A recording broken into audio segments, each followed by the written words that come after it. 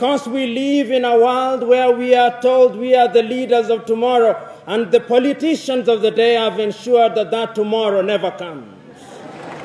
Let us today tell the politicians of the day that the tomorrow they have been talking about is today.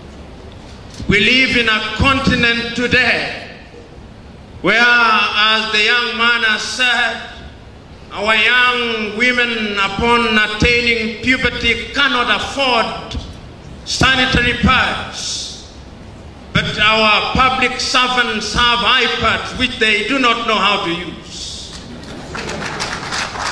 We live in a continent today where our leaders who preside over our health sectors have no faith in the health sector.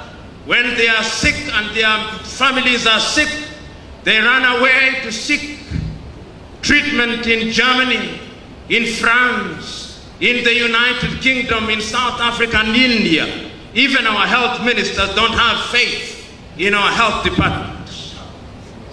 We live in a country and countries today where the political leadership have no faith in the education sector. They bring unto us what they call free primary education or universal primary education, but they can never dare take their children to those schools.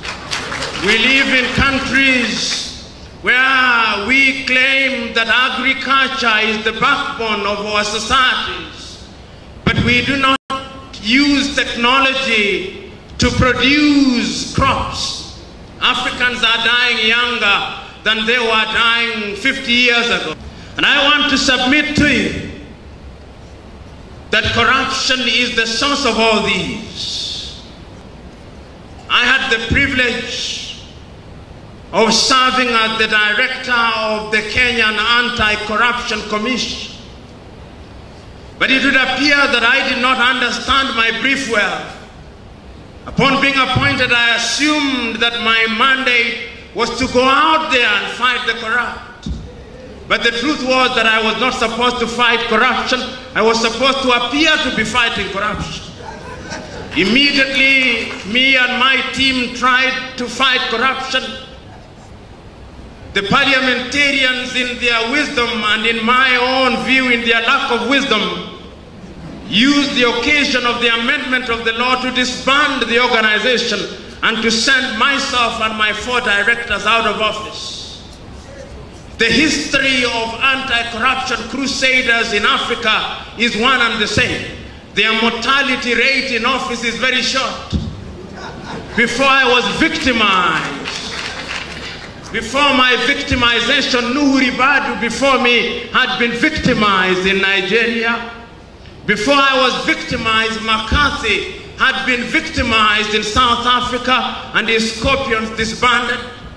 Before I was victimized, my equivalent in Malawi had been victimized. Before I had been victimized, my equivalent in Zambia had been victimized. It would appear that in Africa, if you serve your full term, it is because you have refused to fight corruption.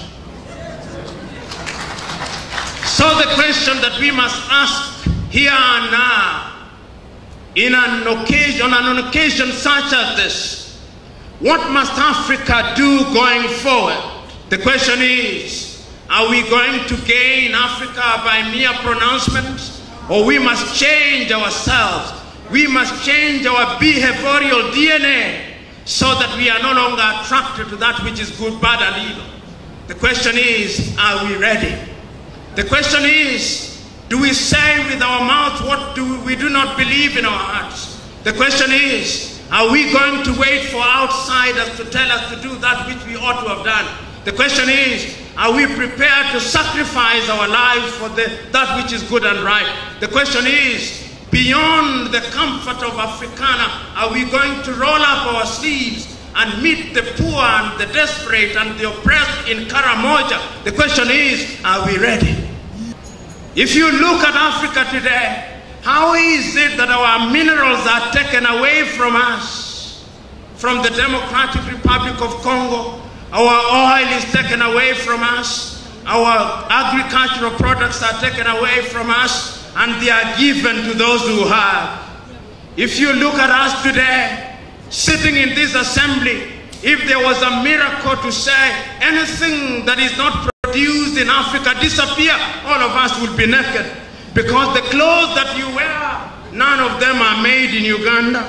Because the ties that you wear, none of them is made in Uganda. Even the underwear that you wear, none of it is made in Uganda. The question is, are we children of a lesser God? No, we are not. But we have allowed ourselves to be corrupted in our morals and in our ways. Our leaders steal from us, and they keep money in Europe and America. They can't keep it in Africa. The question is, for how long shall we allow this to happen?